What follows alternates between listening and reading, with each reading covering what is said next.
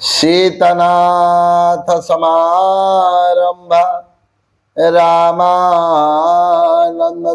मध्यमा अस्मदाचार्य पर्यंतम वंदे गुरु परंपरा भक्ति भक्त भगवंत गुरु चतुर नाम बपुएक इनके पद वंदन किए नासत विघ्न अनेक नासत विघ्न अनेक।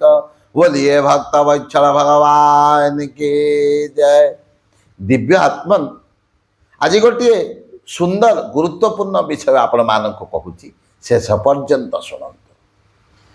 शास्त्रकार कहले विषय जाहार लोचन हरई आत्मबुद्धि ज्ञान आहा विषया जाहार लोचन हरई आत्मबुद्धि ज्ञान।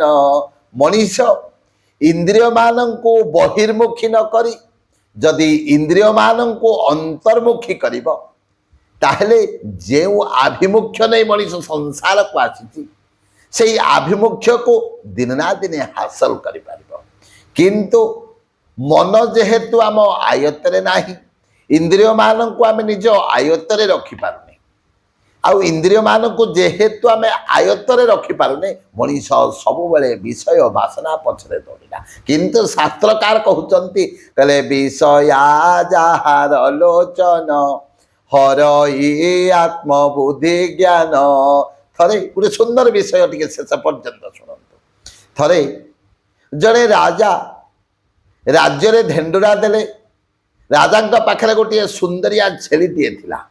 राजा धेंडुरा देले एई छेलीटी को दिन सारा चरइब जी पेट पूरे छेलीटार आनिब ताको कौन हम 100टी स्वर्ण मुद्रा दिज्व किंतु आनी सारिबा परे जदि छेलीटी आउ थे खाइबी कहब ताले 100 चाबुक प्रहार दिज्व।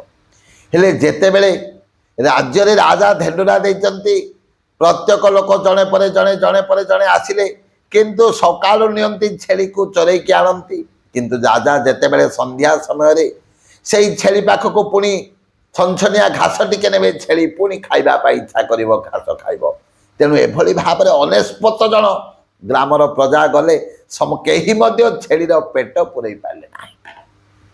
दिने से ही राज्यर जड़े बाबाजी थे गाँ ठार कि दूर से गोटे आश्रम करते बाबाजी एकुटिया रहती प्रत्येक दिन भजन कीर्तन करती जेते बेले अनेस्पत जन जाइचंती 100 नंबर बाबाजी साधु आसिले राजा पाखक कहले हे राजन आज मु छेलीटा को चरया को नेबी आ निश्चित भाव में पेट पूरा खुआई छेली की आनिबी आपण जेते खाइबा को देले मध्य छेली आ खाइब ना।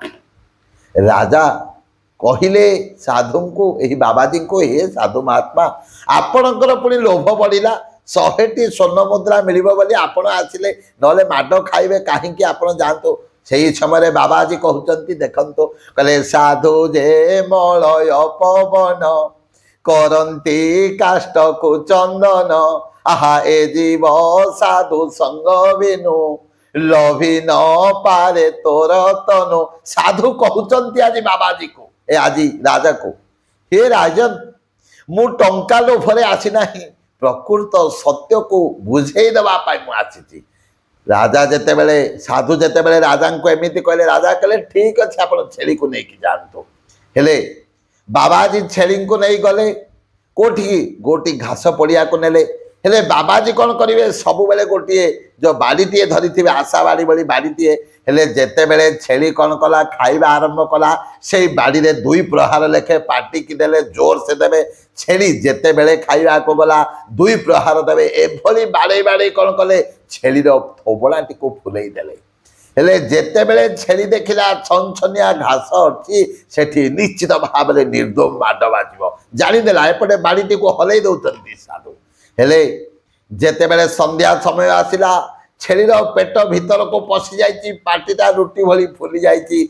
साधु कौन कले धरी आसिले राजा पाख को राज दरबार को कहले राजन आज छेली पूरा खाइछि आपण जेते घास आनिले मध्य छेली खाइब ना।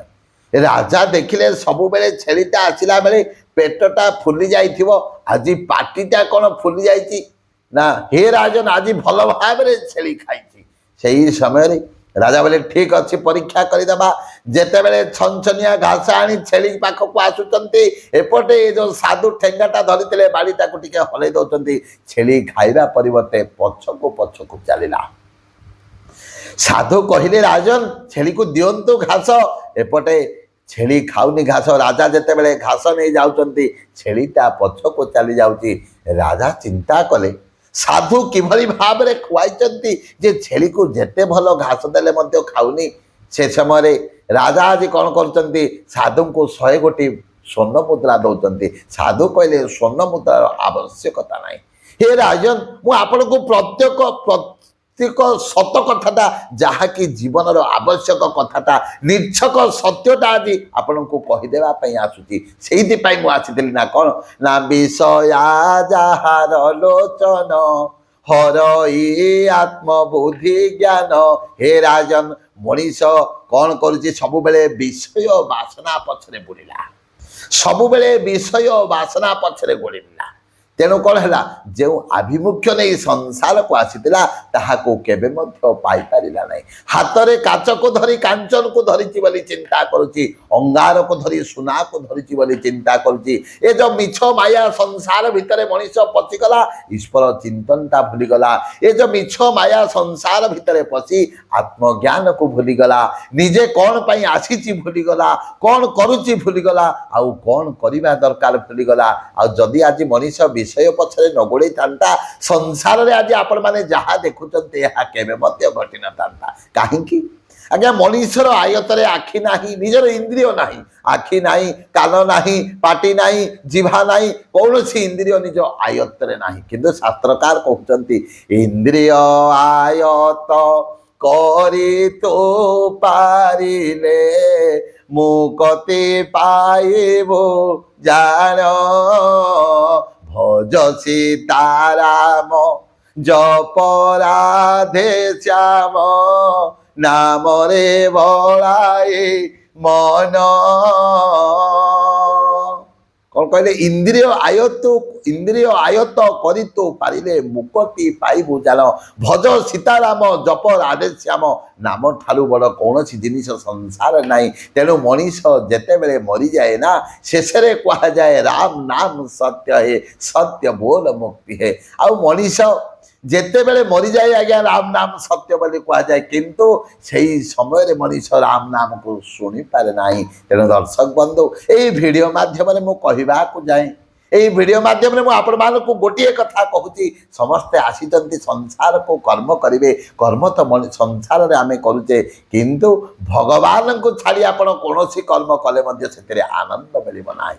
କିନ୍ତୁ ଯେତେ ସମୟ ତକ, ଯେଉଁ ମୁହୂର୍ତ୍ତ ତକ, ଯେଉଁ ନିମିଷକୁ ଆପଣମାନେ ଭଗବାନଙ୍କର କଥା ଚିନ୍ତନ କରିବେ, ଭଗବାନଙ୍କର ନାମକୁ ଶ୍ରବଣ କରିବେ, ସେଥିରେ ଯେଉଁ ଆନନ୍ଦ ଅଛି ନା ଆଜ୍ଞା, ଆଉ କେଉଁଥିରେ ସଂସାରର ସେହି ଆନନ୍ଦ ନାହିଁ। ଆଜ୍ଞା, ବିଷୟ ବାସନାରେ କ'ଣ ଆନନ୍ଦ ଅଛି? ଏ ଇନ୍ଦ୍ରିୟ ମାନେ କେତେ ଉପଭୋଗ କଲେଣି, କ'ଣ ଖୁସି ହେଉଛନ୍ତି? ଏ ଆଖି କେତେ ଦେଖିଲାଣି, ଏ ପାଟି କେତେ ଖାଇଲାଣି, ଏ କାନ କେତେ ଶୁଣିଲାଣି, ଏ ନାକ କେତେ ଶୁଙ୍ଘିଲାଣି, ଏ ଚର୍ମ, ଏ ଶରୀରରେ ଆମେ କେତେ ସାବୁନ ସେଣ୍ଟ ଲଗାଇଲେଣି, କିନ୍ତୁ ଆମକୁ ଖୁସି ଦିନେ ମଧ୍ୟ ମିଳୁଛି? କିନ୍ତୁ ହରିନାମେ କିରସ ଅଛି, ପାନ କଲା ଲୋକ ସିନା ଜାଣିଛି, କିନ୍ତୁ ସେଇ ହରିନାମ, ସେଇ ରାମ ନାମ, ସେଇ ଗୋବିନ୍ଦଙ୍କ ନାମ, ସେଇ ମାଧବଙ୍କ ନାମ, ସେଇ କେଶବଙ୍କ ନାମ ଜପ କଲେ କି ଆନନ୍ଦ ମିଳୁଛି ଆଜ୍ଞା। ସେଇ ଆନନ୍ଦରେ ଯେଉଁମାନେ ବୁଡ଼ି ଯାଇଛନ୍ତି, ଯେଉଁମାନେ ହଜି ଯାଇଛନ୍ତି, ପ୍ରକୃତରେ ସେମାନେ କହିବେ ହରିନାମେ କିରସ ଅଛି, ପାନ କଲା ଲୋକ ସିନା ଜାଣିଛି। ତେଣୁ ଦର୍ଶକ ବନ୍ଧୁ, ଆଜି ତ ସମୟ ହୋଇଯାଇଛି, ବାଣୀକୁ ଏଇଠାରେ ବିରାମ ଦେବା। ଜୟ ଜୟ ଜଗନ୍ନାଥ, ଜୟ ଜୟ ଜଗନ୍ନାଥ, ଜୟ ଜୟ ଜଗନ୍ନାଥ।